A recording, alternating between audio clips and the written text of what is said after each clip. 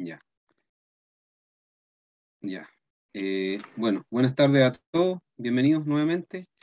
Hoy día tenemos una charla bien entretenida con algo que también no, son temas que en cierto modo nos hemos ido tratando y que nosotros como agrupación, como equipo, ¿cierto? Hemos tratado de ir también abarcando todas las zonas de nuestro país en cuanto a lo que es genealogía y historia familiar y todo eso. Y por eso hemos ido buscando o contactando a distintas personas que nos puedan dar una charla de diversas zonas de acuerdo a lo que uno conoce que ellos estudian, ¿cierto? Eh, Hoy día, bueno, va a ser, ya creo que nos quedan 2 charlas más y como equipo, de a poquito nos vamos a ir despidiendo también. Y antes de darle la palabra a José, que es nuestro expositor, nos vamos a presentar nuevamente como equipo y bueno, le vamos a dar la palabra a Rubí, que está por ahí. Con calambre y todo. Chicos, bienvenidos una vez más.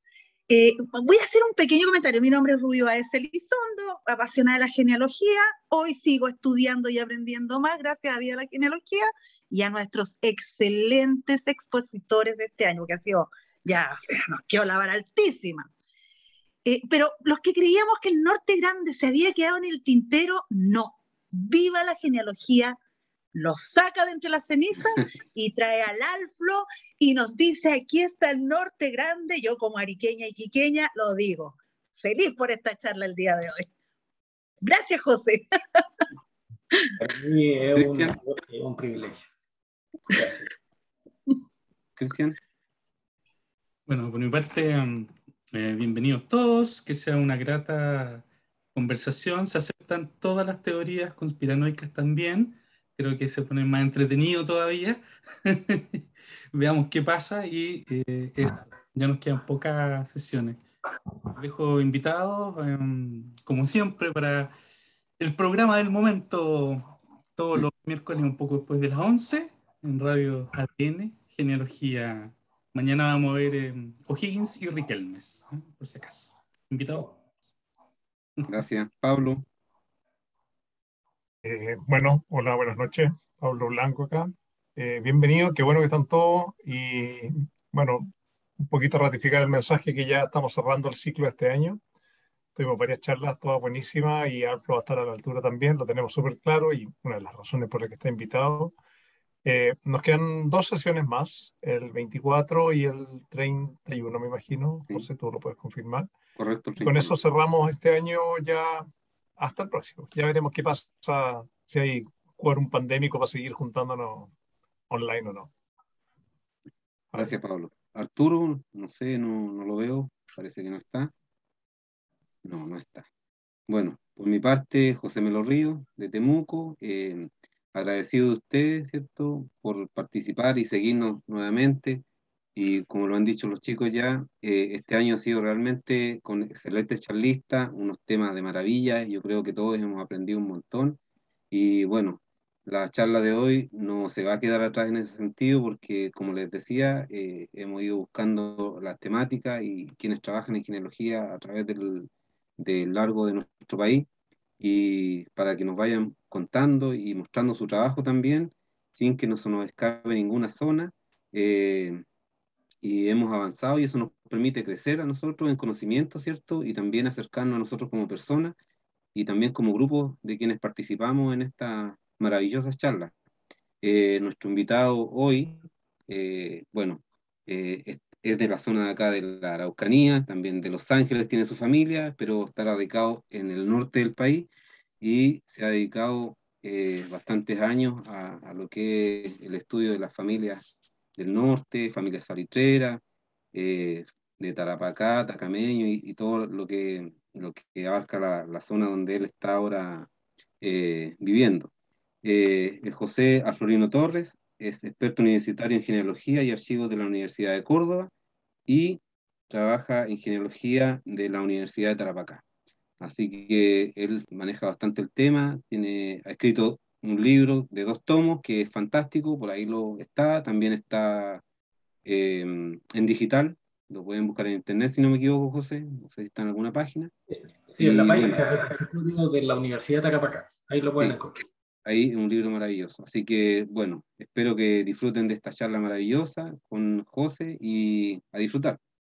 Adelante, José.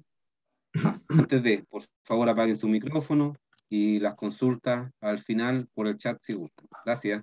Adelante, José.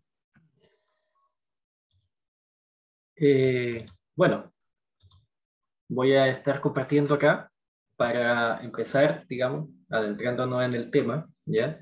La familia que voy a presentar, que van a ser 3 casos, ¿ya? De afroandinidad, digamos, ¿no? Porque es esta mezcla entre lo afro y lo andino. No olvidar de que estas familias se desarrollaron principalmente en la sierra, no en la costa. Entonces, bueno, los 3 casos que vamos a ver hoy pertenecen y están descritos en este libro editado en el 2018 por la Universidad de Tarapacá, ¿ya? La familia fundadora de Pigmatilla, ¿ya? Que es de ahí, de esa zona de donde nosotros vamos a analizar los siguientes casos, ¿ya? Y vamos a empezar, ¿ya? Diciendo de que la región de Tarapacá y el norte grande en general, ¿ya? Es realmente muy, muy multicultural, ¿no? Entonces, en el siglo XVI, cuando llegaron los españoles, ¿ya? Los primeros españoles, la expedición de Almagro pasó justamente por Pica en 1800, o sea, perdón, en 1536. Entonces, desde más o menos 1650 empiezan los primeros archivos, ¿ya? De la parroquia de San Andrés en Pica, y bueno, sus viceparroquias, digamos, Matilla, el pueblo de españoles de Matilla, porque Pica era un pueblo de indios. Y bueno, naturalmente con el desarrollo de la agricultura vinieron los primeros esclavos, ¿ya? Y los primeros esclavos vinieron efectivamente con el comercio de Cartagena de Indias y de Buenos Aires, ¿ya?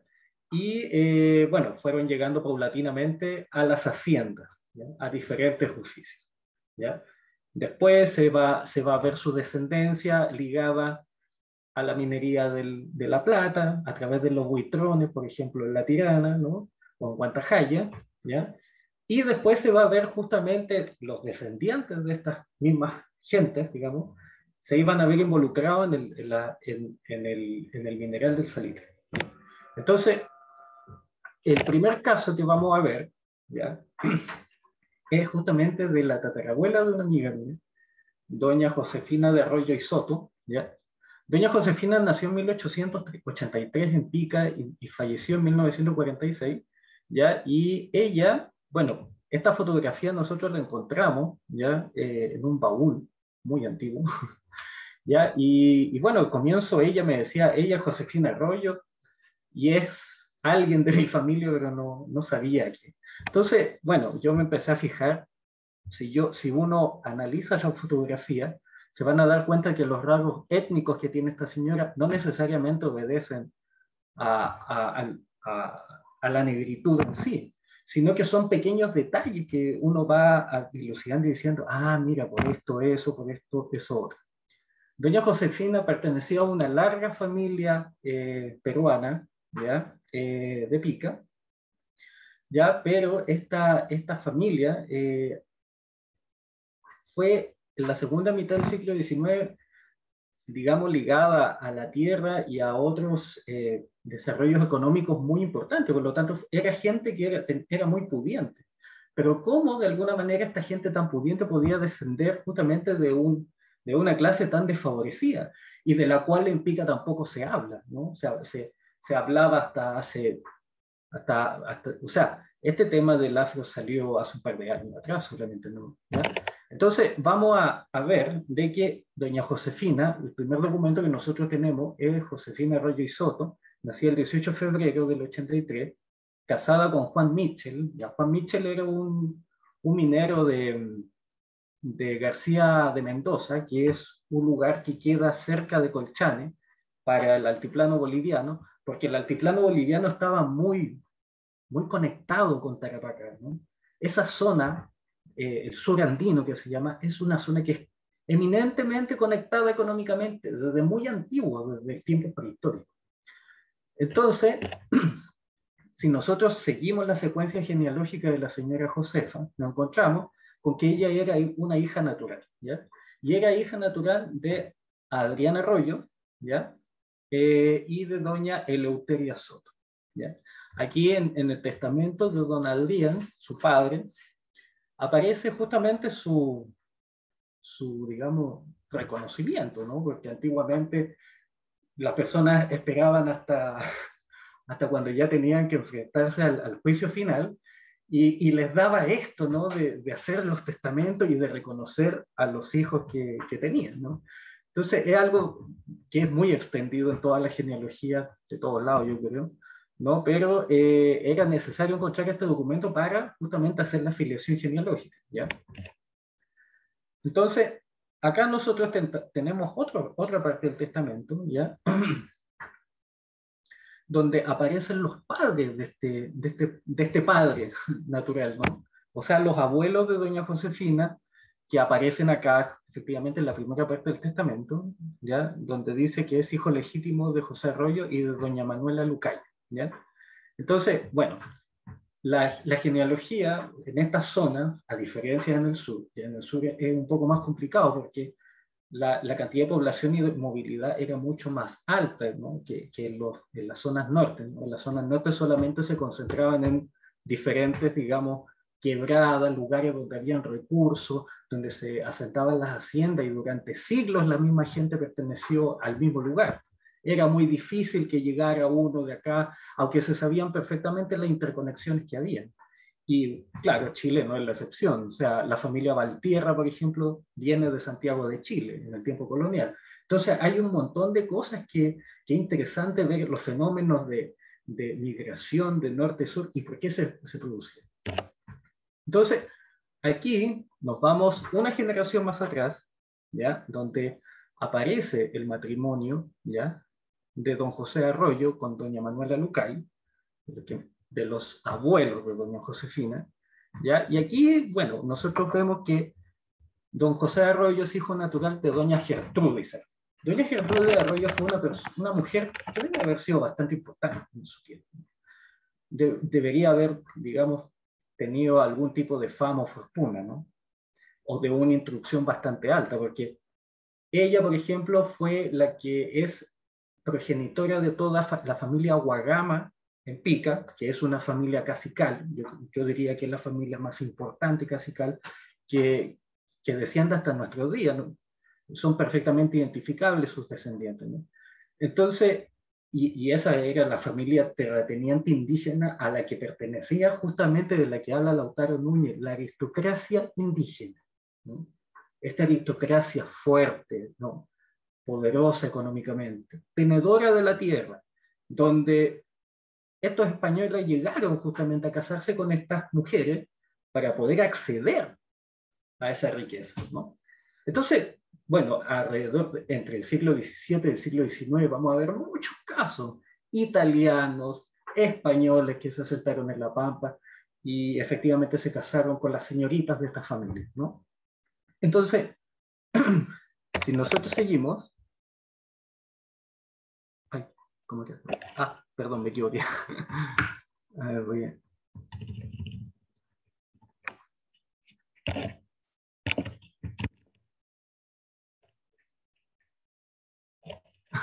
Perdón. Bueno, entonces, acá. ¿Ya? Entonces acá, por ejemplo, tenemos otro registro de nacimiento de don José, ¿ya? Que es lo importante en este caso, ¿ya? Y que, por ejemplo, este registro es de 1803, ¿ya? Y justamente habla lo que hablaba el registro anterior, ¿ya? Que era hijo justamente natural de Gertrudis Arroyo, ¿ya? Y aquí ya hay algo importante, porque aquí hay una determinación étnica que nosotros no podemos pasar por alto si estudiamos o hacemos genealogía, independiente si somos profesionales o no somos profesionales. Hay un tema de técnica que es importante tenerla y ser limpio en eso. Y bueno, estamos viendo naturalmente que doña Gertrudis Arroyo, ¿ya? Es una zambaiga. ¿Zambaiga qué quiere decir? De que es descendiente de esclavos, pero mezclada también con indígenas, ¿ya? En segunda y en tercera generación. Entonces, aquí vamos a ver, ¿ya? De que ya este es el primer atisbo afrodescendiente en documento que nosotros podemos encontrar en los bisabuelos de doña Josefina, ¿ya? Entonces, aquí nosotros tenemos un registro parroquial de San Andrés de Pica del Señor de 1789, 16 de noviembre, donde José Marcelino Paz, cura vicario de la doctrina de San Andrés de Pica, bautizó a la criatura que puso con el nombre Gertrudis, hija natural de Bartolo Arroyo, y de padre no conocido, ¿ya? Entonces, aquí, bueno, acá, Gertrudis es descrita como mestiza, ¿ya? Entonces, aquí, claro, lógicamente esta determinación caía sobre el criterio, en este caso de José Marcelino, purita, ¿no?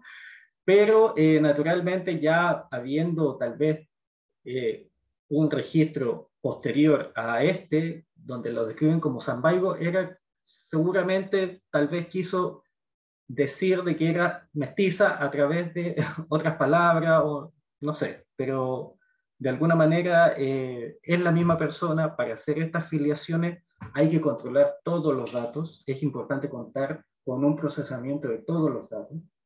¿Ya? Esta genealogía, esta genealogía que yo le estoy mostrando, salió justamente del último taller que yo hice en Pica y Matilla, donde efectivamente se estudiaron estas familias afrodescendientes que no se habían estudiado, ¿ya?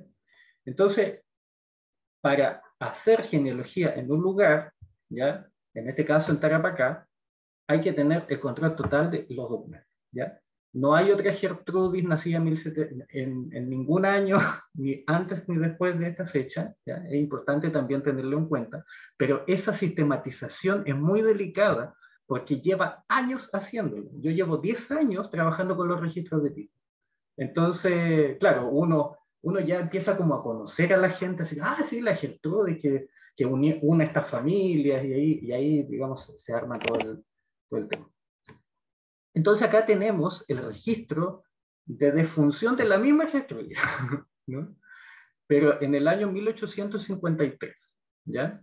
El día 30 de junio, ¿ya? Y entonces aquí dice, sepulté en Panteón General el cuerpo mayor de Gertrudis Arroyo, con exequias, casada, ¿sí? Y con arreglo ritual romano, casada con don José Guagama, ¿ya? Bueno, doña Gertrudis en su vida, por eso es que yo digo que una persona es una mujer muy especial para su tiempo, ¿ya? Ella tuvo hijos naturales, tuvo hartos hijos naturales, ¿ya? Pero después finalmente terminó casada con su José Guagama Olcay, que don José Guagama Olcay era descendiente de la familia Guagama, que de los caciques Guagama, ¿no? Y que, bueno, las primeras 3 generaciones las estudia, las tiene en su libro don Jorge Hidalgo, por ejemplo, que de ahí yo rescaté muchos datos, y después con los archivos que yo mismo, digamos, procesé durante mucho tiempo, pudimos aunar esta genealogía, estos datos, digamos, ¿no? Hacerlos coincidir de la manera exacta para poder decir de que Alonso del Quihuate era finalmente el antecesor, el antepasado de toda la familia Guagama. Ahora, ¿por qué doña Gertrudis Arroyo en algún momento se casó con él? Eso yo creo que es importante que los historiadores lo vayan dilucidando a mayor profundidad. Pero sí, la posición socioeconómica que tenía esta familia era bastante diferente a lo que se podría pensar como descendientes de esclavos. Entonces acá nosotros tenemos el registro, ¿ya?, de sepultación de la madre de doña Gertrudis, ¿ya?, que es en el año 1835, el 18 creo que de mayo, ¿no? No, de abril, perdón, ¿ya? Entonces, aquí nosotros tenemos a Bartola Arroyo, hija legítima de don Domingo Arroyo, y Martina, al curita se le olvidó el apellido o no lo sabía, que murió a los 80 años, ¿ya? Entonces acá tenemos el registro del padre de esta señora, ¿ya? Que nosotros vimos anteriormente. Y aquí ya hay un tema de que, por ejemplo, lo que llama la atención es que por un lado, bueno, esto dice Sambo, ¿no? Por lo general siempre dice Sambo esclavo, ¿ya? Pero aquí ya lo detalla en la parte de abajo, perdón, en la parte de abajo, que dice que es cuerpo mayor de Domingo Arroyo, esclavo que fue de don Bernardo de Arroyo y marido de doña Martina de la Cruz. ¿Se acuerdan de que en el registro anterior Curita no sabía el apellido de doña Martina? Entonces ahí es importante ver esos pequeños detalles, ¿no? Entonces, claro, o sea, aquí yo podría decir, diablos, no existe apellido. Pero también yo tengo que ver y cruzar datos, porque no solamente tengo que depender de una fuente, sino lo ideal es que sean de múltiples, ¿ya? Entonces aquí nosotros nos vamos a dar cuenta de que doña Martina el apellido de doña Martina era de la Cruz, ¿ya? Y justamente aquí también describe a la madre de don Domingo de Arroyo, ¿ya? Que vendría siendo doña Josefa de Arroyo, ¿ya? Entonces, acá tenemos el registro del 1771, ¿ya? De el fallecimiento del cuerpo mayor de doña Josefa, esclava del don Bernardo de Arroyo, ¿no? Este caballero era un cura, ¿ya? Que era un cura muy importante y muy conocido en Pica. Y esa es la diferencia también de otras familias afrodescendientes, que por ejemplo son las familias de los Buitrones de la Tirana, de las familias de Guantajaya o del Mineral de Santa Rosa, que es donde se concentraron mayormente los puntos, digamos, de la diáspora africana, ¿no? A través del trabajo forzado, ¿ya? Pero esta familia era diferente, porque esta familia era una familia de curas, ¿ya? Entonces, esta esclava recibió instrucción, ¿ya? Que seguramente fue desarrollándose en el tiempo, ¿ya? Y fue dando paso a estas mezclas con otras familias ya importantes. O sea, digamos, de aquí a 3 generaciones más, doña Gertrudis se va a casar con José Guagama y eso cambia de alguna manera el destino del social que tienen ellos como familia, ¿no? Como familia afrodescendiente. Entonces aquí hay una recopilación ya de toda la genealogía de lo que yo le hablé. Bueno, esto debía habérselo mostrado primero para que fueran entendiendo, pero la verdad es que el tema pedagógico no es lo mío. Pero lo importante es que todas estas líneas genealógicas, punto por punto, ¿ya? Están enraizadas en 2 o 3 documentos, ¿ya? Y lo importante es que uno siempre tiene que hacer este ejercicio, ¿ya? Si uno no encuentra, por ejemplo, ya, pero ver el universo de gente que hay, ¿ya? Porque justamente es por eso que pasan las interpretaciones de pronto, bueno, las investigaciones siempre van cambiando, ¿no? Entonces lo importante es identificar estas líneas familiares para poder decir, mira, esta es una familia afro-tarapaqueña, estamos hablando de esclavos que empezaron a fines del siglo XVII, digamos, ¿no? Y se desarrollaron en el territorio y en el espacio durante 300, 400 años, hasta el día de hoy. O sea, doña Josefina de Arroyo es la tatarabuela, la bisabuela de todos los Zúñiga que hay en Pica, ¿ya? De la familia Zúñiga que existe en Pica, y que es una familia muy antigua también, ¿no? Y que hay descendientes acá en Santiago. Entonces, por eso es tan importante ver y cruzar estos documentos, como le dije, la recopilación documental que les mostré previamente es la línea genealógica completa de esta familia, ¿ya? Y bueno, ahora vamos a cambiar el tema afro, pero hacia otra familia también bastante importante. Y yo quiero con esto mostrar un poco que desmitificar el tema del esclavo siempre así subyugado. No todos los descendientes de esclavos tuvieron ese destino, ¿ya? Muchos fueron muy exitosos. Por ejemplo, la familia de don Remigio Morales Bermúdez. Don Remigio Morales Bermúdez es un fue presidente de la República del Perú, ya nació el 30 de septiembre de 1833, fue su madrina María Almonte, de la familia de los dueños de la Mentica y las minas de Guatacondo, que eran las minas de plata. Ella descendía de José Garrocho de Almonte, y que él falleció en Lima el 1 de abril de 1894. Muy conocido don Remigio Morales. Era gemelo de Mariano, tenía un hermano gemelo, realizó su estudio de Tarapacá, y cuando debía asumir sus negocios, o sea, los negocios de su familia, estalló la revolución de Rufino Echenique, y bueno, él fue un personaje pero clave en el desarrollo del Perú decimonónico, de hecho, ¿no? Y su familia completa también, porque ya su hijo también iba a ser presidente, ¿ya? Y bueno, fue subteniente al mando de otro pequeño, Juan Bautista Zavala Echeverría.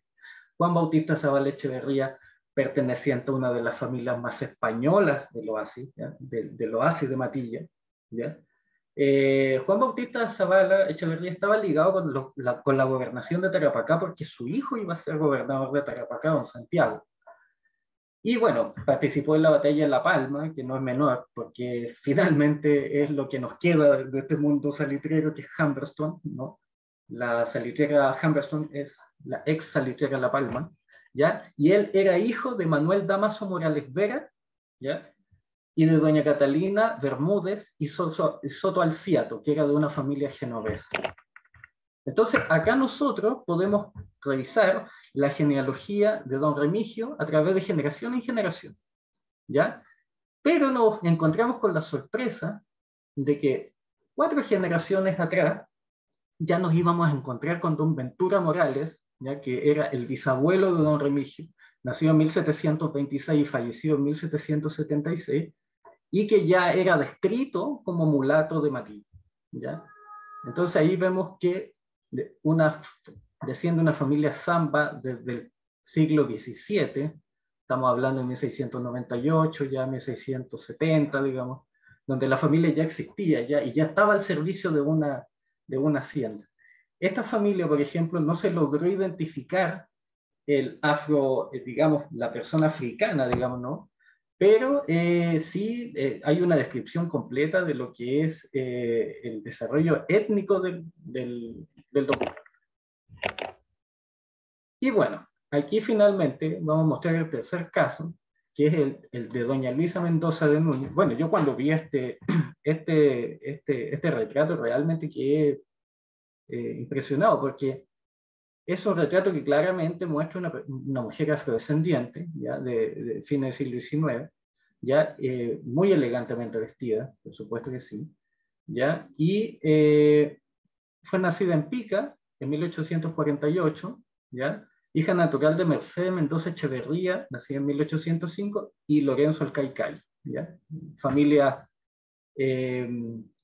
naturales. Ella era hija natural de Lorenzo Alcay. Lorenzo Alcay era un latifundista muy importante de Pica, y ligado a estas aristocracias indígenas, ¿no?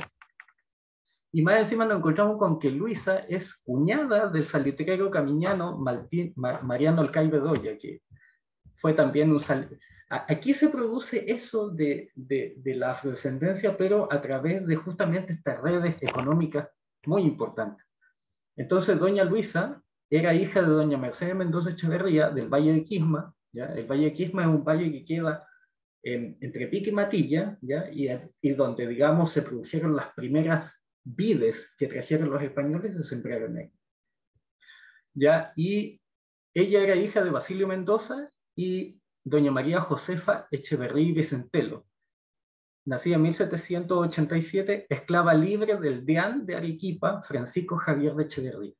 Entonces, aquí, claro, doña Luisa Mendoza finalmente se iba a casar con don Francisco Javier Núñez, ¿ya? Que es un latifundista justamente de Matilla y del Valle de Quisma, y iban a ingresar todas estas grandes propiedades, ¿no? Entonces, aquí seguimos la línea genealógica de doña María Josefa, hija de don José Echeverría, esclavo, de don Francisco Javier aquí de Echeverría, y de doña Gabriela Vicentelo Bacián, ¿ya? Aquí la familia Bacián es una familia también de caciques de de otras quebradas de Tarapacá también, y que también hemos estudiado, ¿ya? Por lo tanto, ahí nos damos cuenta del nexo que existe entre lo andino y lo afrodescendiente.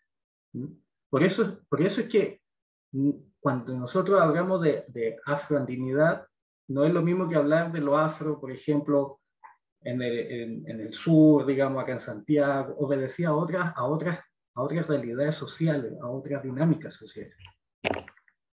Y bueno, acá tenemos el registro de bautismo de la parroquia de San Andrés de Pica, de la señora que vimos precedentemente, el cuadro, ¿ya? Ella nació en 1848 en Matilla, ¿ya? Matilla es la hacienda española, digamos, que tiene Pica el pueblo de indios, Matilla es la hacienda donde vivían los españoles, ¿ya? Y con nombre de Luisa, hija natural de Mercedes Mendoza. Y acá tenemos ya el matrimonio de la mamá de ella, ya, que no iba a ser justamente con el papá de ella, ya, pero que se produce también esto de concebir hijos naturales y después casarse, ya. Entonces, aquí tenemos a la madre de doña Luisa casándose con don Justo Vicentelo, ¿ya? Ríos, ¿ya? Pero a nosotros lo que nos interesa son los padres de doña Mercedes, hija legítima de don Basilio Mendoza y doña Josefa Echeverría, vecinos del Valle de Quito, ¿ya? Entonces, aquí tenemos a doña María Josefa, hija de don José de Echeverría y de doña Gabriela Vicentelo, el año del Señor de 1787. ¿Ya? Este es el nacimiento, o sea, la fe de bautismo de la mamá justamente de Mercedes, ¿ya? Y aquí es donde ya se empieza a describir como esclavo, ¿ya? Bueno, y justamente acá tenemos como madrina a doña Josefa Marquesado, que doña Josefa Marquesado era una, digamos, una mujer de la Tirana con mucho poder adquisitivo, porque ellos eran dueños justamente de los buitrones que trabajaban la plata. Entonces acá tenemos los padres de doña María José, don José, ¿ya? Y acá es como extraño este registro, porque aquí justamente el curita escribe este registro, ¿ya? Pero finalmente era esclavo de él, del mismo que lo escribió. Pues entonces, por eso dice, a José, mi esclavo negro. ¿Ya? Eso, bueno, y naturalmente porque está firmado por él, ¿no? Entonces, aquí vemos la línea genealógica ya completa. ¿Por qué? Porque más encima describe también a los padres. ¿Ya? Y la descendencia finalmente de doña Luisa Mendoza, casada con Juan de Borja Núñez, ¿ya? Y finalmente la descendencia a través de la familia Morales del Valle de Quismes, que es una familia bastante extensa en Pica. De hecho, la familia Morales creo que tiene cerca de 150, 180 hojas justamente de toda esta compilación genealógica que yo hice, porque era una familia enorme, o sea, y no tan solamente una. Estaban los Morales que eran descendientes de los españoles, están los otros Morales que son descendientes, por ejemplo, de esclavos, ¿ya? Y hay otros Morales que son indígenas, ¿ya? Entonces, aquí, aparte de todo esto, también podemos ver, ya que existen otras realidades de la cual en este momento no nos vamos a hacer cargo por tiempo, ¿ya? Pero que vamos a ver muy sucintamente. 1705, Juan Crisóstomo, de edad de 2 días, hijo legítimo de don Juan de Arica, negro de Arica, natural de Arica, ¿ya? Entonces ahí yo me doy cuenta de que en 1705 ya había un tráfico entre Arica, Iquique y Pica, y los oasis del interior, que eran los oasis que finalmente tenían estos recursos tan importantes para la sobrevivencia. Aquí tenemos, por ejemplo, el ejemplo de los esclavos, por ejemplo, de un hacendado, don Matías de Soto, ¿no? Don Matías de Soto fue un benefactor de la iglesia de Tarapacá, ¿ya? Y de la iglesia de Matilla, muy importante, un hacendado riquísimo de la primera parte de la colonia, donde, como los de La Fuente, por ejemplo, que los trata Jorge Hidalgo también. Y aquí claramente podemos ver José Soto con María Soto, ambos esclavos de don Matías de Soto. O sea, entonces, cuando uno tiene el control completo de los datos, da para justamente empezar a interpretar todas estas árboles genealógicos, todas estas líneas que finalmente llegan a la gente que vive en Pica actualmente. Acá tenemos otro ejemplo de otro afroandinismo, ¿no? Pero de otra latitud, ¿ya? Porque aquí, estos, por ejemplo, a diferencia de los anteriores, tienen el apellido del lugar de donde los traen, ¿no? Entonces, aquí, por ejemplo, estos esclavos de don Gabriel de Soto, que también fue un hacendado importante, pero conservaron estos apellidos, Domingo Angola y Rosa Angola. Algo fabuloso, que bueno, tiene de hecho descendencia a través de la familia Morales, ¿ya? Entonces, ahí es donde uno va viendo realidades que se van cruzando y que no necesariamente son evidentes hoy en día. Es importante visualizar. Aquí tenemos otro más antiguo, de 1670 y 1676, ¿ya? 66, ¿ya? Y bueno, esta también corresponde al pueblo de Pica. No se habla de parroquia San Andrés todavía, por lo tanto, la parroquia tuvo que haber sido posterior, ¿ya? Y aquí se habla de Andrea de Esquivel con Juan Congo, ¿ve? Juan Congo venía seguramente del centro de África y casada con otra esclava que era Andrea de Esquivel, y ambos eran esclavos del capitán Juan de Esquivel.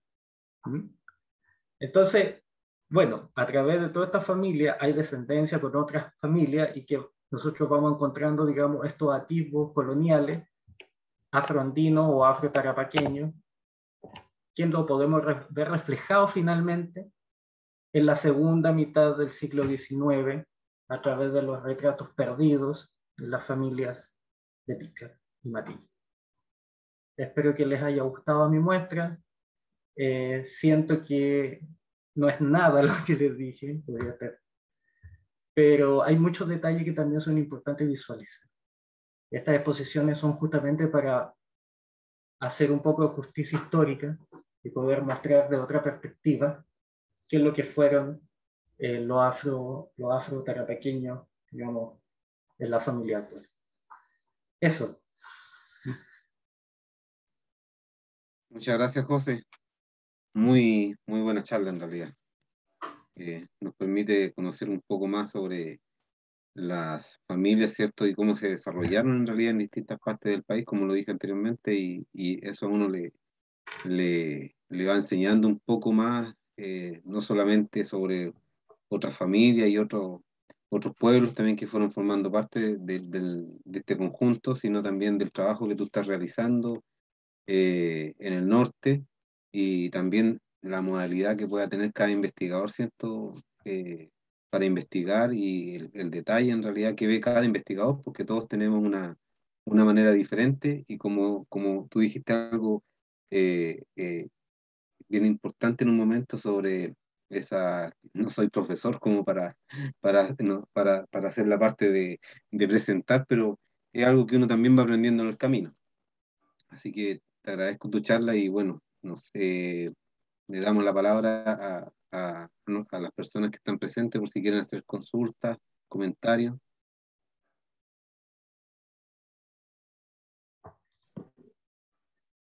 O sea, yo quisiera hacer una pregunta y un comentario. Adelante, Luis. El comentario es el siguiente. Esto tiene un extraordinario interés para nosotros los chilenos en particular, porque demuestra que la nobleza incaica o la nobleza indígena del Perú tuvo un reconocimiento social y económico muy importante y mantuvieron tierras y posición social durante muchos años, o durante más de varios siglos. Era claro, no quiero ser peyorativo con nadie, así que tómenme estas palabras como técnicas. Eran pueblos que estaban mucho más allá de etapa de desarrollo que los pueblos con los cuales se encontraron los españoles en Chile. Y por tanto con una estructura social, una mentalidad más propia de un mundo estructurado.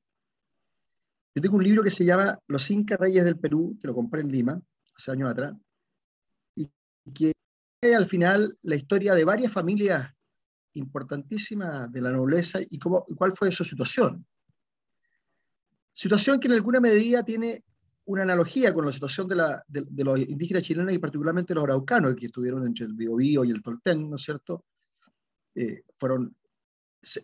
Las guerras de Flandes impidieron de que España se apoderara de ese territorio después del gran lanzamiento indígena de 1598-1604 y la destrucción de las ciudades de arriba. Y el Imperio Español, en el fondo, prefirió no colonizar, porque eran más bien tierras de colonización. Aquí no había oro ni plata mayor que remitir a España. Entonces, estos territorios que hoy día son materia de una polémica indigenista bien amarga en Chile, quedaron ahí hasta que la República se apoderó de ella, dejó a la población indígena con determinados terrenos y el resto, que eran bastante extensos.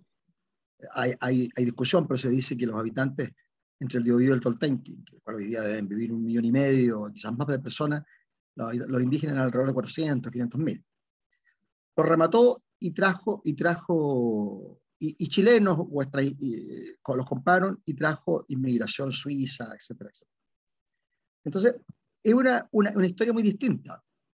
Y lo más notable de lo que tú has contado es cómo estas familias, manteniendo la tierra y manteniendo su posición total social en estos territorios, se van casando, como pasó en Chile al comienzo de la conquista, con los inmigrantes y van manteniendo su posición hasta llegar a dar presidentes de la República. Yo he estado en Pica y Matilla y he visto la casa de Morales Bermúdez con los corredores que está afuera, que es quizás la casa más bonita, que está ahí y mantenida, razonablemente, digamos, mantenida.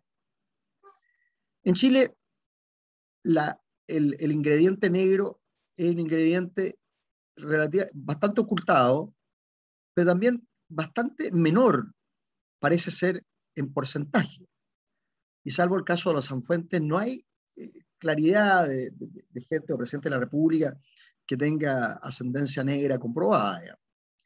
Aunque yo creo que, como alguna vez lo hemos dicho en estas reuniones de genealogía, aquí no se escapa nadie, porque como mostró Carlos Celi en un artículo notable en la revista Estudio Histórico hace como 10 años atrás, uno tiene 2 padres, 4 abuelos, 8 bisabuelos, 16 tatarabuelos, y si tú vas para atrás, llegas a 1600, antepasado, 2000. Por lo tanto, todos tenemos algo de Carlomagno, todos tenemos algo de judío, de converso, y en Chile, por algún lado, nos toca a algún indígena, y en menor grado, pero también nos toca probablemente un negro. Entonces, la investigación tuya da cuenta de una cosa que es la supervivencia de esa familia hasta el tiempo reciente, y es muy notable en esa posición social. Ahora, luego de esa lata introducción, la pregunta, ¿esa gente que está hoy día allá, siguen siendo agricultores, han pasado a ser profesionales, son hoy día campesinos? ¿Cuál es el rol que han jugado? Porque para terminar la pregunta, no nos olvidemos que el notable libro, 3 tomos de la familia fundadora de Chile, que se hicieron después del 5º centenario del descubrimiento de América, la familia que puede probar su genealogía más antigua en Europa, que son los Rocco, Camporfio, Carvajal, descendientes de los Roche, los catalanes, ¿no es cierto? Que es la única familia en Chile que puede trazar hasta el año 800 su genealogía. Hoy día, según se explica ahí, son campesinos en la zona de San Felipe. Lo que no tiene nada de malo. Lo que estoy solamente es demostrando, como decía Zenón Urrutia Infante en el pleno de la familia Concepción, el día y la noche del crono genealógico, ¿cierto? Familia van y vienen, suben y bajan y tienen distintos destinos. Entonces, la pregunta es, ¿en qué están los Morales hoy día? Bueno, con respecto a los descendientes, por ejemplo, de la familia, a ver, hay tres ejemplos que mostré. Los descendientes de la familia Arroyo son, la genealogía de la familia Arroyo es tan vasta, o sea, es una genealogía que incluso ha llegado con descendientes acá en Santiago. Parte importante de los Arroyos de Pica vive acá en Santiago. Incluso hay algunas personas famosas, creo, que también por ahí descienden de... No aseguraría eso, pero creo que sí lo hay. Bueno, pero el tema es que estas gentes actuales, digamos, descendientes de estas familias, ¿ya? Tanto de la familia Arroyo como de la familia... Bueno, hablemos primero de la familia Arroyo. Los descendientes de la familia Arroyo son personas profesionales que viven acá en Santiago. Hay otra parte de la familia que vive en Pica, son agricultores, tienen todavía muchas extensiones de tierra, pero todos son profesionales. Entonces no hablemos, digamos, de una familia que haya sido desfavorecida en el tiempo, absolutamente. Por parte de los Morales, por ejemplo, tenemos los antecedentes de la descendencia de la familia Morales en Lima, que, bueno, tal vez no ha corrido muy buena suerte política, pero sí ha mantenido su posición. Hay otras líneas segundogénicas que también las podemos identificar, que viven en Miraflores, en Lima. Yo he sabido digamos, tengo amigos que tienen contacto todavía con ellos. Y por parte de la familia de los, ¿cómo se llama? De esta última señora, de la Josefa de, ¿cómo era? Que se me olvida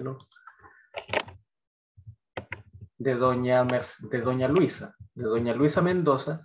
Sí, por supuesto que sí. O sea, los descendientes de ella, o sea, yo por ejemplo me encontré con este cuadro en la casa de los descendientes de Santiago Humberstone, ¿ya? Entonces, sí, efectivamente son familias que viven todavía. Por ejemplo, la señora Irene Corton, que es bisnieta de Santiago Humberstone, vive en Pica, y su otra abuela es ella.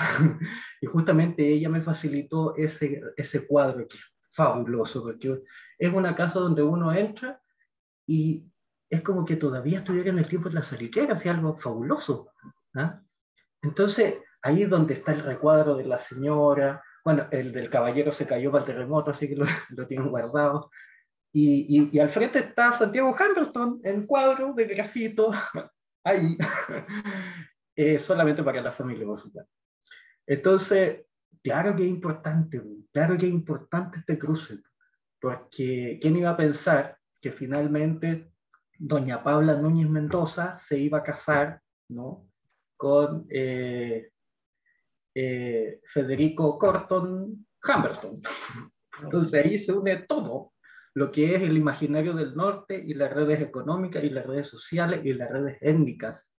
Y es importante, así como yo desciendo de un inglés, yo desciendo de este cacique, de esta descendiente, de esta.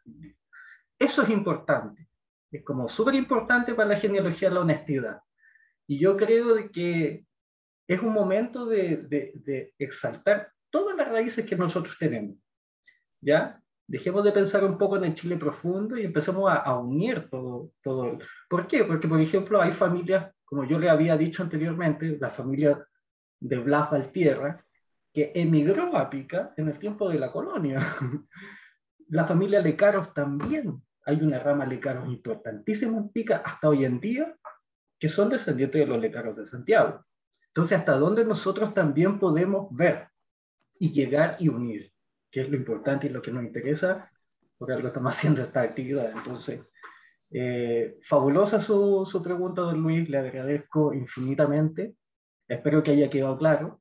Y eso, pues si hay otra, por favor, adelante.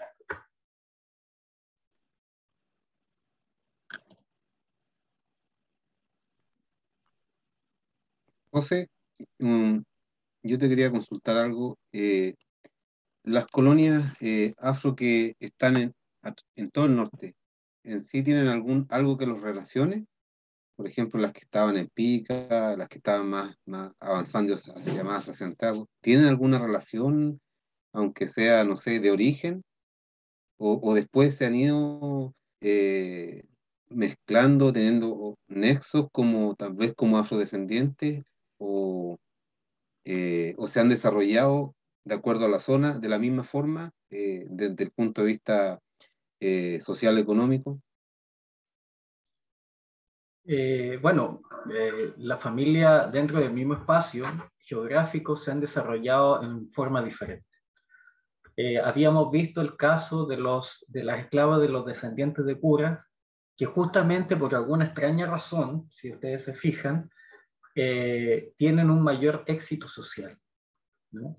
Entonces, esto debió haber sido justamente porque la doctrina cristiana hace de que ese curita tuvo que haberle enseñado todo a esa niña para que esa niña se haya casado bien, se haya desposado haya seguido un buen camino social y digamos, el camino como Dios manda, ¿no? Entonces, claro, que se diferencia de estas otras familias que fueron familias mineras de trabajo forzado, que murieron en las minas y que tuvieron profundo anonimato. Fueron familias de mayor riesgo social, no estaban arraigadas a un patrón moral definido, porque el cura no iba a las minas, iba a los campamentos, pero muy de vez en cuando. Entonces, claro que hay una diferencia grande. Ahora, si estos reductos de diásporas africanas se mezclaban entre Arica, Pica, Jujuy o San Pedro de Atacama, por supuesto que sí, si llegaban, por ejemplo, está el ejemplo de los esclavos Apalausa, que yo después me di cuenta que eran una familia argentina. Entonces, claro, ellos llegaron vía San Pedro de Atacama, o sea, y bajaron por el valle de Chiclla, que se llama, ¿no? Que es el valle de Guatacondo, y que había una ruta importante económica desde mucho antes de la colonia incluso. Entonces, igual es importante ver qué continuidad tiene eso, porque si estamos hablando de relación entre las quebradas o entre los territorios, no nos quedemos solamente en lo histórico. Esto partió mucho antes, ¿ya? Entonces es importante ver esos antecedentes también que se han estado desarrollando en los últimos años y que justamente tienen mucha coherencia con lo que yo en este momento quiero más, digamos, desarrollar más adelante, ¿no?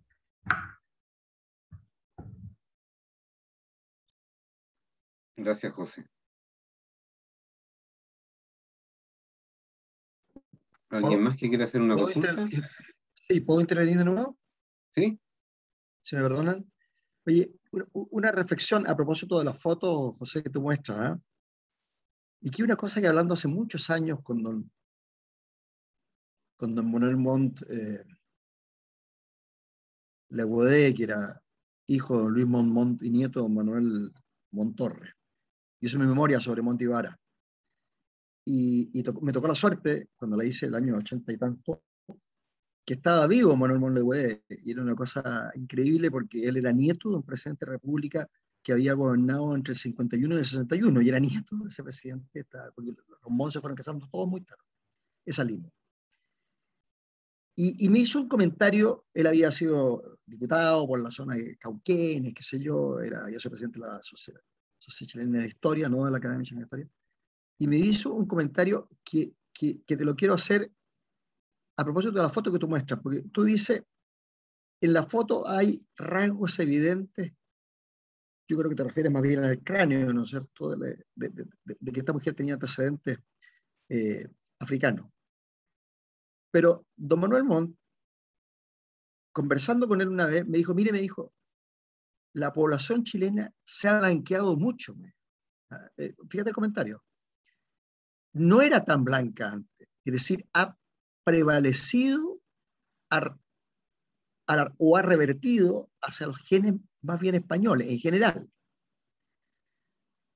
Y en el caso de estas familias que tú estás mostrando, que son familias que incluso ahí veo que se casa uno con un Mitchell, qué sé yo, pero antes de eso, ya no, esa persona no era claramente una mulata, ¿no es cierto? Era una persona de labios finos, delgado, tenía un cráneo qué sé yo, etc. Pero no era una persona que uno la viera en la calle y diría que es un negro, un mulato. Entonces hay ahí una cosa curiosa. Y ocurre eso también en familias muy destacadas, como por ejemplo los Guarachi, que están estudiados en este libro que yo tengo, que son unos importantes caciques de la época del imperio, clásicos, y que pasaron a formar a la clase alta chilena y no sé si la peruana. Entonces, eso del blanqueo es bien notable. ¿Eh?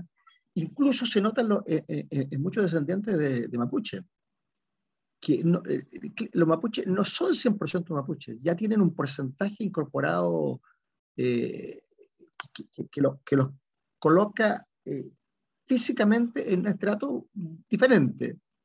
Ahora, actualmente, en el medio de esta pelea que estamos aquí en Chile sobre el tema, claro, se dejan barba y se ponen cuestiones que son cintillos y todo, pero tú los afeitas y los pones, ¿cómo se llama? Los vistes como no hemos vestido cualquiera de nosotros, no, la gran mayoría pueden pasar por cualquier cosa. Ahora, yo no estoy diciendo nada que sea peyorativo ni que sea,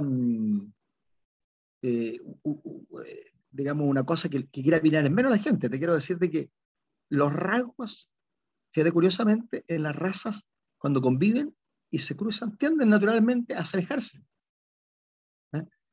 Lo que, en mi visión, hace menos real todo este tema de mirar en menos a los mapuches, que en Chile algunos reclaman, y con justa razón, porque efectivamente puede haber ya ha habido un mirar en menos a la gente, sobre todo que mantiene los apellidos mapuche. Pero tú miras, por ejemplo, a gente que tiene apellido mapuche y no tiene ninguna característica. ¿Ah? El mismo senador de Huanchumilla podría perfectamente no llamarse Huanchumilla. Veía el otro día una fotografía, y con esto termino, de quizás el hombre que más hizo por los mapuches en el siglo XX, a mediados del siglo XX, fue Venancio Coñopán Huenchal, que fue un diputado conservador por Cautín, y que fue un hombre que creó unas cooperativas y todo lo demás, y fue un hombre que hizo cosas bien. Él era un hombre rico, un hombre que tenía fondo, se casó con una norteamericana, no dejó hijos, pero he visto por ahí que andan unos Venancio Coñopán jóvenes, que deben ser sobrino nieto de él y qué sé yo. Y él era un hombre, claro, era bajo, como era el rasgo general mapuche, pero un hombre de una cara bastante, que podría ser perfectamente ser o no ser mapuche. Entonces, es bien notable ese tema del blanqueo y de cómo se tiende a asimilar las razas en la medida que hay una pequeña mezcla entre ellas. ¿Eh? Es un comentario más bien. Don Luis, replicando su comentario, bueno, sí, es así. Efectivamente, cuando nosotros vimos la presentación, yo les comenté de que la primera impresión que había tenido del retrato de doña Josefina de Arroyo fue que era una mujer muy elegantemente vestida, de estilo decimonónico. Todos conocemos esa fotografía, son fotografías de estudio muy, muy bellas, y que una persona de riesgo social no las iba a tener. ¿Ya? Ahora, claramente ahí estamos viendo a través de doña Luisa un retrato de una mujer con claros rasgos negros, o sea, e indígenas aparte, ¿no? Entonces, claro, cada uno de los rasgos genéticamente se va suavizando, ¿no? Se van mezclando de alguna manera, ¿no? Pero a pesar de eso, y a pesar del tema étnico también, étnicamente también había una funcionalidad social. En el norte todas las familias somos muy importantes. No hay familia más importante que otra. Y eso yo siempre he tratado de decírselo a todas las personas con las cuales yo trabajo, porque si hay un hacendado y no tiene esclavo, no funciona el tema. ¿Mm? Entonces, sí, claro que las familias esclavas fueron familias importantes, claro que sí. Si no habría economía, no se hubiese desarrollado la economía. Cada uno tiene su sitio. Y eso es muy importante tenerlo en cuenta. Y no tan solamente pasó en el norte. La sociedad nortina, en ese sentido, es mucho más refinada. No sé qué opinarán ustedes, pero para mí la sociedad virreinal peruana de Tarapacá es mucho más elegante que muchas familias muy importante que conocemos acá en Chile, desde el punto de vista educativo, porque también mandaban a sus hijos a Europa, también tenían grandes extensiones de terreno y movían mucho la economía peruana. Y también se producía este feedback con los productos del Chile colonial, ¿no? No por nada, no por nada, por ejemplo, la familia de La Fuente que trata don Jorge Hidalgo, bien se desarrolló en el sur del país, y dieron, no sé, dieron, por ejemplo, descendencia a familias súper importantes de Valparaíso, de hecho, formadores de la bolsa. Entonces, ahí es donde uno dice, ay, mire, ¿y por qué estos se fueron para allá de Pica? Se fueron al sur y después volvieron. Esa dinámica nosotros tenemos que entender de ahora en adelante, ¿ya? Porque estos espacios estuvieron relacionados desde mucho antes que nosotros pensamos. Y eso es importante de alguna manera tenerlo en cuenta, digamos, cuando se analizan estos temas. Eso, don Luis. Gracias. Gracias. Verónica, estás levantando la... Hola, felicitaciones, José. Mira, yo quería hacer una sugerencia. Yo hice un tour justamente de Iquique al interior, pasando por todas las distintas instancias, ¿cierto? Y el guía o la guía, ya no recuerdo si era él o ella o era una pareja, nos fueron relatando distintas cosas sobre la historia del Tamarugo, ¿cierto? De la Cocha, bueno, hasta que finalmente llegamos a Pica y a Matilla. También llegamos a Pintados con los geoglifos, ¿cierto? Pero bueno, dentro de las grandes cosas que nos mostraron fueron los aparatajes antiguos para la elaboración del vino en una casa muy antigua. Fue fantástico. Pero sí creo que es muy necesario a los guías darle un bañito de lo que tú nos has relatado, porque de eso, nada, nos contaron de los canales de regadío fantásticos, que eran de una antigüedad única, me parece que incaicos, ¿cierto?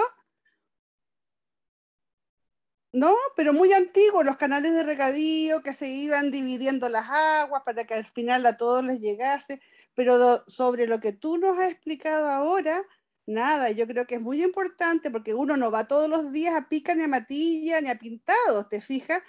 Sería bueno capacitar o darle un baño sobre lo que tú nos has relatado ahora, que es súper interesante. Eso me aporta. Gracias. Bueno, muchas gracias, señora Verónica. Yo la verdad es que yo soy guía de turismo cultural también. No he ejercido nunca porque mi interés justamente está orientado a eso que usted dice. Por ejemplo, en Baquedano te dan el típico, así como,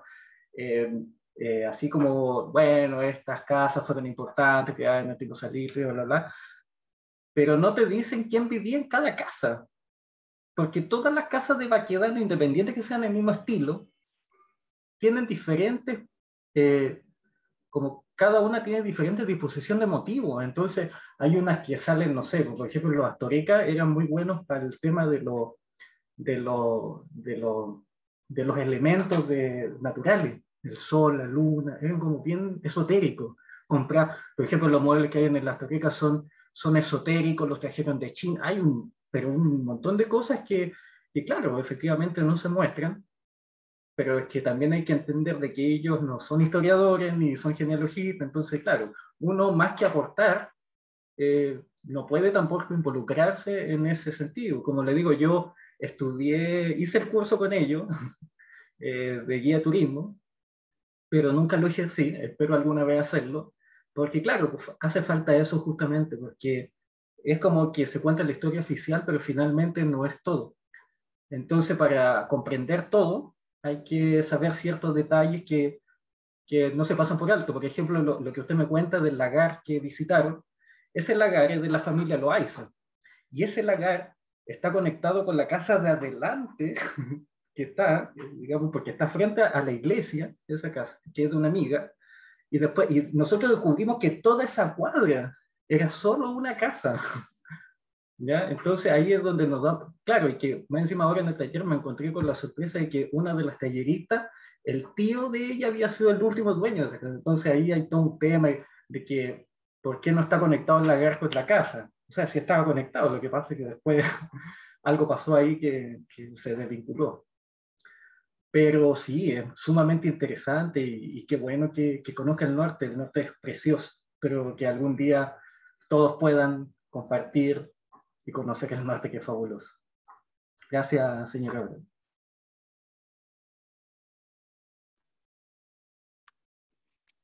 No sé si puedo hablar. Hola, ¿qué tal? Adelante, Alicia. Sí, bueno, felicitarlo. No soy experta en el tema y me parece muy interesante. Y como aporte, comentarle que en Catamarca, que es provincia limítrofe, creo que más o menos está a la altura de Copiapó, hubo una importante población negra esclava que está siendo estudiada por la magíster Alicia Moreno, que tiene varias publicaciones sobre justamente la población afromestiza en Catamarca, que siendo un lugar consideramos andino, como más o menos la zona de Tarapacá y pegado a la cordillera, asombra la cantidad de población negra que hubo, cuando Córdoba, que era, por decir, estaba en el camino real, que iba a Lima y demás, no tuvo esa cantidad de esclavos negros. Entonces seguramente estaba vinculada con la actividad económica y bueno, y todos los pueblos que van a lo largo de los Andes han estado vinculados a Chile, ya sea por San Pedro de Atacama, bueno, por los distintos lugares que todos conocemos. Así que bueno, simplemente, bueno, felicitarlo y comentarle eso, que en Argentina, en Catamarca concretamente, hubo también, desde antes de la época de la colonia, un importante grupo de esclavos negros. Por si le interesa contactarse con la investigadora, con gusto le paso el mail. Nada más, felicitaciones. Gracias, señora Alicia, por supuesto. O sea, el tema de estas disciplinas y estos espacios, por supuesto, si yo en algún momento ella está realizando documentación de Tarapacá, por supuesto, déle mi contacto, no hay ningún problema. Ahí yo veo de qué manera la puedo ayudar o de qué manera poder complementar esa misma información. Es súper importante eso.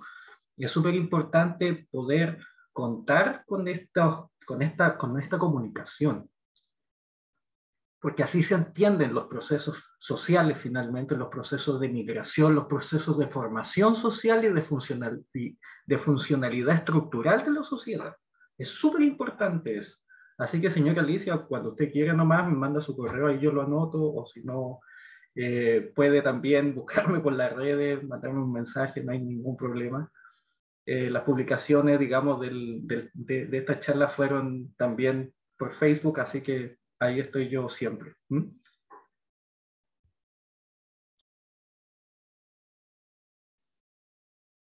Gracias. José, no sé si nos quieres comentar un poco sobre los libros el libro que trabajaste tú, y para que un poco conozcan y tal vez alguien se pueda interesar en el trabajo que estás realizando, que está, cierto, transmitido, traspasado este tremendo trabajo, porque el libro es bastante bueno en realidad y tiene bastante información. Bueno, el libro, bueno, todo este proceso, hace poco me tocó cerrar el taller con autoridades en Pica y claro, o sea, me puse a pensar antes del curso, esto empezó hace 10 años, o sea, yo no me he dado ni cuenta. Y uno va madurando también, las investigaciones van cambiando, o sea, yo partí por una familia chiquitita, porque yo llegué a almorzar a una casa, me acuerdo yo. y después salió toda una vorágine donde se estudiaron 175 familias entre 1690 y 1720, donde digamos, esta multiplicidad de etnias, porque aquí habían españoles, estaban justamente los afros que los trajeron los españoles, y las poderosas familias indígenas terratenientes. Entonces ahí uno bueno, y después ya a contar del 1700 para adelante empiezan a llegar genoveses, pero una cantidad de genoveses pero impresionante. Entonces eso obedece también a dinámicas mundiales, o sea, ¿por qué no decirlo, no? ¿Por qué llegó tanto genovés al norte a trabajar en minería? ¿Por qué los mineros de Potosí bajaban a trabajar a Tarapacá en las minas de Tarapacá? O Antahaya era la mina más importante que había en Tarapacá, digamos, ¿no? Entonces, y cómo se relacionaban estos espacios con las familias poderosas, en el caso de la familia Loaiza, por ejemplo, de la familia de la Fuente, que fueron los principales, y de los Almonte, que fueron los principales mineros que hubieron en un comienzo en la colonia, ¿no? La minería de plata, sobre todo. Entonces, sí, o sea, es muy importante ver, y en el libro se ve este constante cambio de generación en generación, donde existe esta funcionalidad estructural social, que estaban los mineros, estaban los agricultores, y estaban las personas que comerciaban, el caravaneo, ¿ya? Entonces, claro, todos tenían diferentes funcionalidades y todos eran importantes para que funcionara el engranaje social y económico. Si no, no podría haber existido, digamos, la riqueza que existió y los cambios sociales que sufrieron estas familias, tanto ascendentes como descendentes, ¿por qué no decirlo? Así que eso, gracias. Eso sería como, esa es como la historia del libro, más o menos, digamos, ¿no? Y es importante relacionarlo con los vivos. Eso yo también, porque no sacamos nada con estudiar genealogía si no sabemos cómo se relacionan con la actualidad. ¿Mm? Entonces es muy importante identificar a los grupos actuales y poder vincularlos con estas familias antiguas, ¿no? Que eso fue lo que de alguna manera a mí me hizo recopilar toda esta cantidad gigantesca de información en contra de todo para poder finalmente hacer una entrega que es parte de mi vida, o sea, se ha llevado parte de mi vida. Y de verdad que si tuviera la oportunidad de hacerlo, lo haría y tal vez mucho mejor. Eso. Y los dejo invitados para que puedan bajarlo de internet. Son 2 tomos, ¿ya? El tomo 2 concentra la mayor cantidad de familias indígenas y el tomo 1 contempla las familias tradicionales, ya sean españolas, cholas o mestizas, ¿ya? Para que puedan echarle una mirada ahí. En digital es más fácil porque uno pone el apellido, nombre y ahí al tiro empieza a discriminar el libro. Así que, y bueno, y espero que les sirva igual, pues. En el caso que tengan alguna familia nortina, si esa es la idea un poco, ¿no? Que puedan contar con la información. Yo sé que es difícil, en este momento yo me encuentro en Santiago, porque vine a trabajar al Archivo Nacional, pero para mí es muy difícil venir, tanto porque hay restricciones para consultar el archivo, como que, y por otro lado yo tengo que venir de muy lejos para poder hacer estos trabajos. Entonces, bueno, espero que de alguna manera se vea recompensado eso. Gracias, José. Ruby. ¿Puedo hacer una consulta? Juan José. Dele, no se preocupe. Adelante nomás, don Juan. Ahí pregunto yo. Ya para terminar, porque incluso había escrito que ya me estaba despidiendo, lo había felicitado al disertante, y justo que estoy por cerrar, justo dijo una palabra, chola, que se la escuché a la disertante anterior, a la cual quiero también comunicarme sobre esa palabra particular, chola. Y les cuento por qué. Porque yo dentro de unos días voy a dar una charla genealógica, por supuesto, sobre genealogía, de un irlandés que vivió acá en San Juan, allá por el año 1800, y en un momento determinado, en un incidente, digamos, callejero, una de las mujeres de un bando le grita a la otra chola, en términos de insulto. Entonces, yo me quedé pensando si ya por aquel año, por el 1800, decirle a otra persona, insultándola, porque le dijo un montón de improperios, no lo voy a repetir, porque estamos en la hora de protección al menor todavía, pero entre los términos que yo puedo reproducir, le dijo chola.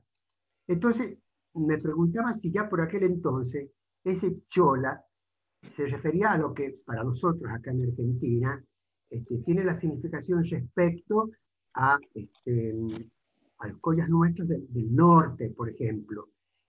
Porque en la vez anterior, la señora que excepto, que creo que es Montserrat, el nombre o el apellido, también en un momento estuvo hablando de los esclavos, los zambos, cholos, y yo digo, ay, se me escapó esa palabra, y yo digo, ¿a qué específicamente se refiere? ¿Si es una etnia en particular o qué? Para precisarlo. Juan, sí, efectivamente, por ejemplo, en los registros parroquiales, yo en ese sentido soy muy técnico en afirmarlo, la tipificación étnica de chola aparece. Y aparece como una distinción entre la mezcla del afrodescendiente, del indígena, ¿ya? Y este afrodescendiente también es mestizo. Entonces vendría siendo finalmente como el zambaigo con el indígena. ¿No? Y claro, y una familia española también. Entonces, entre zambaigo, perdón, entre zambaigo y... Zambaigo, indígena y español. Entonces, finalmente la denominación cholo o chola para los peruanos es como el guaso para nosotros. Claro. Sí, claro. Hay que tenerlo súper claro porque entre ellos, hola, yo tengo amigos peruanos allá. Oye, chola, ¿cómo estás? Y así, y se hablan así. Y, o sea, ofensivo jamás. O sea, jamás. Eso es algo que tenemos nosotros y que no sé por qué lo tenemos y que tiene que ver con un tema de cómo yo veo al otro. Como lo que... Hay un antropólogo que habla de eso, de la otredad, ¿no? Cuando es la otredad, es algo que a mí no me importa, es algo diferente, es algo que yo tengo que discriminar.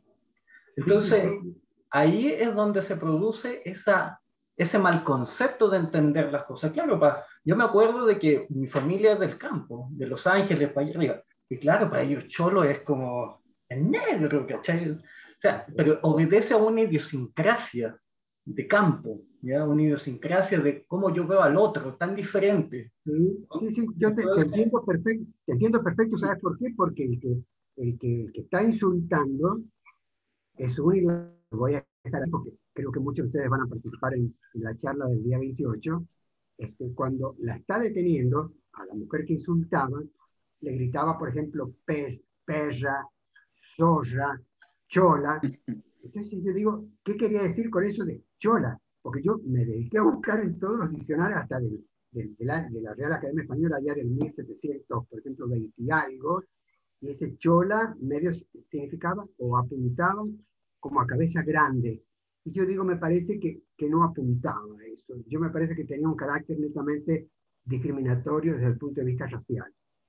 A mí se me ocurre como una cuestión hipotética, pero quería tener claro si el término chola o chola utilizado por ustedes, tanto por acá por José como por la señora Montserrat anterior, sí, apunta a una N como me lo acaba de explicar y que he tomado nota, así que ahora lo tengo claro. Ese insulto fue ofensivo, efectivamente, sí, está clarísimo. Y no digo otros más porque hay menores en la sala. Te agradezco muchísimo. Ya ha estado excelente la charla. Muchas gracias. Ruby. Sí, obviamente, quiero comentar. Se te agradece, Alflo. Mira que aquí estoy con la pluma bien parada, casi bailando tirana. No, se agradece. Oye, yo debo hacer un mea culpa. Siempre he sido de la idea, no, si en la casa, por internet, se hace todo. Yo te lo comenté cuando viniste al aniversario de Lichi, que ay, vuelta loca tratando de hacer algo con Cabancha, oye, y es técnicamente imposible si no es en terreno. Lo que estás haciendo tú, te doy el punto.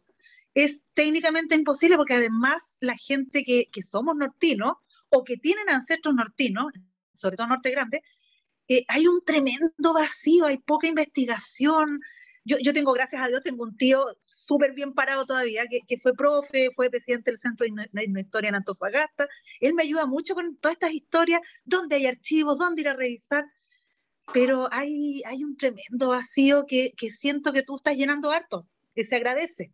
Eso yo tenía que decirlo porque, pucha, quedar tirado con tremendas investigaciones duele mucho, porque en el Norte Grande hay mucha historia. Nuestro Norte Grande. Desgraciadamente, el Norte Grande es un espacio que fue compartido fue un espacio de muchas guerras, fue compartido por muchas situaciones políticas inestables. Entonces, sus archivos durante todos los tiempos están por todos lados. O sea, ahora a mí me toca, yo he estado en Lima, en el Cusco, trabajando justamente por Tarapacá. Me falta Sucre, que ahora voy a ver si es que puedo hacer algo, y el resto está en Europa. Sí. Entonces, hay que seguir allá, ¿no? Sí, y de alguna manera, yo empecé el taller en febrero, y yo me fui a vivir a Pica, porque yo necesitaba estar en contacto ahí constantemente. Son 60 genealogías de cada una, entre 200 y 300 personas, una cosa pero súper desgastante, pero el agradecimiento de la gente, eso yo creo que llena más que los bolsillos de plata. O sea, exactamente. Así. Y por eso, bueno, yo, para los que más me conocen, yo aparte soy estudiante de arqueología. Entonces, igual, para mí el tema de la genealogía es un tema que no es un tema económico, absolutamente. Espero que la arqueología tampoco lo sea, ¿ya? Pero sin duda la satisfacción más grande es ver ese encuentro entre la memoria familiar y lo que tú puedes aportar. Exactamente. Te encuentro toda la razón. Se agradece. Muchas gracias, Alflo. Muchas gracias a ti, Roby. Cuídate mucho. Tú también, tú también. Geraldo, ¿quieres hacer un comentario? Sí, bueno, por parte de mi señora, tiene dentro de los abuela, bisabuela, los Pizarro Morales. Y es bien interesante la información que nos da don José Alforino, porque la verdad es que yo he encontrado Pizarro Morales e incluso encontré por otra persona que tiene la misma rama y no tienen o sea, el mismo lugar, los mismos apellidos, pero son familias distintas. Entonces, probablemente sean como se usaba en la antigüedad, de que se casaban, como eran pueblos muy pequeños, la población era muy reducida, se casaban entre ellos, entre familiares, ¿no? Y probablemente estén un poquito más atrás. Pregunta puntual. Yendo a los Morales, ¿cómo puedo obtener más información de ellos? Porque tú mencionaste de que existen muchas familias Morales. ¿Están en estos libros o es algo que tú todavía no has publicado? ¿O en qué minuto se va a publicar para tener acceso a? Y extraordinario el trabajo, ¿eh? Extraordinario. Le felicito. Muchas gracias, Heraldo. Mira, yo tuve la delicadeza de tratar toda la familia, ¿ya? Yo hice como yo soy experto en archivo, yo hice un barrido completo de todo el archivo digamos, de esa parroquia, ¿ya? Por lo tanto, si la familia de tu señora es de Pica, debieran estar ahí. Tal vez no con genealogía conocida por ustedes, tal vez tiene que salir alguna rama colonial que ustedes de alguna manera tienen que tratar de entroncarla republicanamente, digamos hablando, ¿no? Pero bueno, si tiene algún tema ve el libro en el capítulo de la familia Morales, y si ya no puedes avanzar o cosas así, mándame un correo electrónico y yo veo cómo te puedo ayudar acá de manera más particular, digamos, ¿no? Eso. Muchas gracias. ¿Puedes dejar tu correo? Porque disculpa, no lo veo. Sí, sí. En el chat. ¿Puedo dar un dato? Adelante, don Luis. Gracias. Es que para decir una cosa a Heraldo que acaba de preguntar, creo que hay una familia Morales estudiada en uno de los 3 tomos de las familias fundadoras de Chile.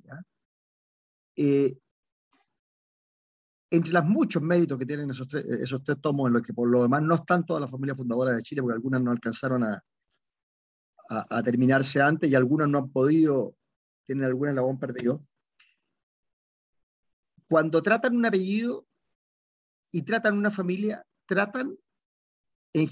indican al comienzo otras personas del mismo apellido que entraron a Chile. De modo que uno tiene la oportunidad o la posibilidad de dar con más de una. Ahora, en los libros de genealogía en general lo hacen todos los genealogistas, particularmente el padre Guarda en esas maravillas de libros que escribió sobre la zona austral, también algo de lo que pasó Maturana, etc. Pero en la familia fundadora están, por ejemplo, si llegaron 5 Morales de Chile, dice tal época, y en tal zona, lo que es bien importante para efectos genealógicos. Gracias, don Luis. ¿Alguien más que tenga una consulta? Si no. Don Luis, disculpe, José. Sí. Don Luis, una acotación a lo que usted dice. Sí, yo la metodología que hice, la familia fundadora de Pique Matilla, lógicamente obedece a un aprendizaje de muchos años de Jorge, de profesor Retamal y bueno, y sus colaboradores, a la cual, bueno, tuve la oportunidad de regalarme, de decirle eso, de regalarle el libro y diciendo, ¿sabe qué? Usted fue una persona súper importante en mi vida, porque yo cuando salí con esos libros me volví loco. Ahora, ¿cuál fue mi decepción? Pero fue una decepción muy personal, que son las familias de Chile profundo. El norte nos marginaron, ¿no? Sí. Entonces, ahí es donde yo me di cuenta, no puede ser esto. No puede ser esto porque, y creo que este libro, y qué curioso hoy, qué cuático que lo diga, porque de verdad que para mí nunca pensé decir esto, la familia fundadora de Pica Matilla viene a complementar eso, viene a complementar un estudio profundo de las familias del espacio y del territorio de Chile, ¿ya? Finalmente nosotros también, a pesar de que fueron procesos históricos largos y de diferentes políticas, la incorporación es muy importante. Entonces, la familia de Pique y Matilla viene justamente a rescatar esto, y falta todavía, faltan las familias de Quique, falta eso que todavía yo estoy así como desarrollando, pero que es un trabajo lento y profundo. ¿Sí? Entonces, y eso se está estirando para el despoblado de Atacama, que también es otra nebulosa que tenemos ahí, ¿no? Entonces, no, sin duda, es algo fabuloso y que hay que tomar en cuenta. Justamente aprovechando de hablar de la familia Morales, porque la familia Morales del sur no es para nada la misma, no tiene los completamente diferentes. Entonces, eso es bueno de alguna manera irlo complementando. Oye, Gracias, José, perdona dígame. que hable de nuevo, ¿verdad? Pero lo que tú dices es una cosa que es muy cierta. Ahora, yo creo que viene del hecho de que el norte de Chile se incorpora. Dicho sea de paso, en el chat hay una persona que te hace una pregunta aparte de las felicitaciones de muchos, sobre cuál fue el destino de estas familias afroindígenas durante la Guerra del Pacífico, para que le contestes después. Pero yo te quiero decir, a mí me dio cuando yo estuve en Pica y Matilla, mientras mi mujer recorría el pueblo, yo di una vuelta, vi las casas y me fui al cementerio. Y entrar al cementerio es bien impresionante, porque uno se da cuenta caminando por el cementerio, que es una cosa que los genealogistas o aficionados solemos hacer, de que está lleno de apellidos que, comillas, no son chilenos, R comillas, ¿no es cierto? Porque hay apellidos que son característicamente chilenos, por ejemplo, Cifuentes, qué sé yo, hay apellidos que son de raza, apellido Bascuñán, un apellido que prácticamente no existe, entiendo, en el resto de América Latina. Pero a su vez también Perú tiene apellidos propios. Y desde luego los que estaban mayoritariamente en el cementerio de Pica fue. No eran apellidos que nosotros entendiéramos como chilenos, y ahí te das cuenta tú que estás pisando un territorio. Yo, José, soy de la misma zona tuya, y de hecho te estoy hablando desde Mulchen, porque yo me vine a vivir al campo, al lado de Los Ángeles. Y mi familia originaria de Chillán, para atrás. Es decir, estuvieron en Colchagua. Te quiero decirte que cuando tú pisas ese cementerio, te das cuenta ya estás en territorio que no era chileno hace 120 o 130 años atrás. Y que todos esos apellidos que están ahí son de gente que no era chilena, que no era chilena, entre comillas, que nosotros no la tenemos incorporada como tenemos incorporada a la gente desde La Serena al sur, por ejemplo. Entonces, el trabajo que tú estás haciendo es extraordinariamente valioso, porque va a incorporar a esta familia cuyo origen está en el virreinato, ¿no es cierto? Perú era el virreinato, y el virreinato llegaba hasta donde llegaba, y Bolivia tuvo, aunque Bolivia ocupó muy poco la costa, Bolivia fue un país que tuvo mar porque lo decidió así Bolívar, pero nunca fue un país marítimo, como sí lo fue Perú. Entonces vas a incorporar y probablemente vas a hacer un aporte gigantesco, como lo hace el padre Guarda con las familias de Valdivia, o como lo hace Paso Maturana imperfectamente, pero lo mejor que pudo sobre las familias del Maule y al Biobío, etc. Así que es muy valioso lo que tú... Pero la respuesta a tu comentario es que yo creo de que en el interior de la mentalidad del chileno está el que de La Serena al norte es otro Chile. Y por lo tanto, como el libro de la familia fundadora tenía como origen buscar la descendencia de familias llegadas antes del 1600 por línea de varonía hasta hoy, no se buscó en el norte en la conciencia de que esas familias llegadas antes del 1600 eran familias que habían llegado bajo el dominio del virreinato, es decir, de Perú. Esa es la impresión que tengo. Gracias, don Luis. Voy a leer una pregunta que está acá de don Carlos Hernández. Dice, ¿qué impacto tuvo la Guerra del Pacífico en las migraciones de las familias afro-tarapaqueñas? Bueno, en lo que respecta a lo que yo les mostré, familias como la de Remigio Morales Bermúdez, que fueron familias que fueron políticamente activas, ¿no? Son descendientes de afros, ¿no? Entonces ahí veríamos justamente una participación de la descendencia de esta familia afro en política activa y en rango social importante, o sea, y eso ocurrió en el transcurso de 150 años. Entonces, claro que está incorporado en el tema de la guerra del Pacífico, en los procesos del salitre también.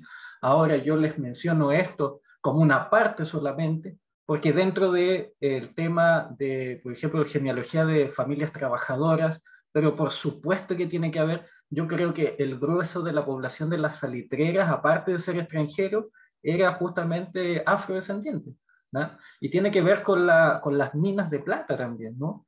Estas minas que fueron trabajadas por negros que sacaban de las haciendas y los incorporaban al trabajo minero. Entonces, claro que hay, pues. Y estas mismas familias fueron las que transitaron para allá y para acá, costa, cordillera, altiplano.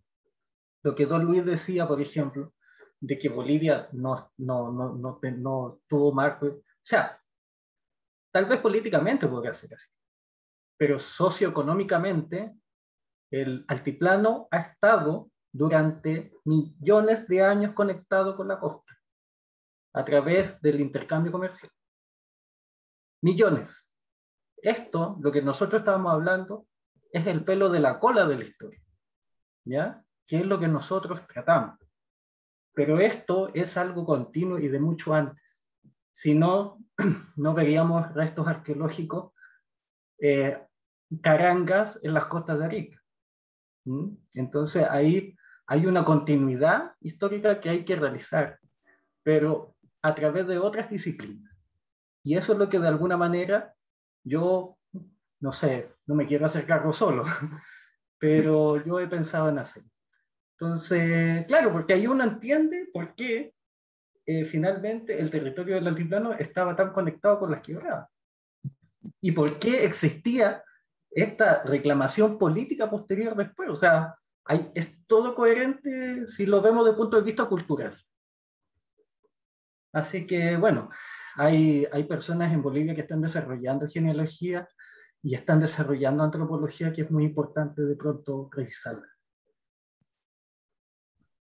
Gracias, José. Y yo creo que la última pregunta es, ¿dónde se puede comprar el libro?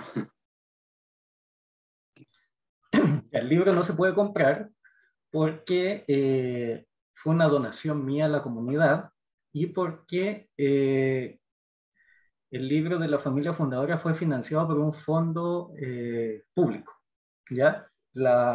Sin embargo, después yo creo que de un par de, tal vez un año, 2 años más, yo pueda reeditarlo y poderlo justamente poner a la venta para las personas que quieran comprarlo, lógicamente.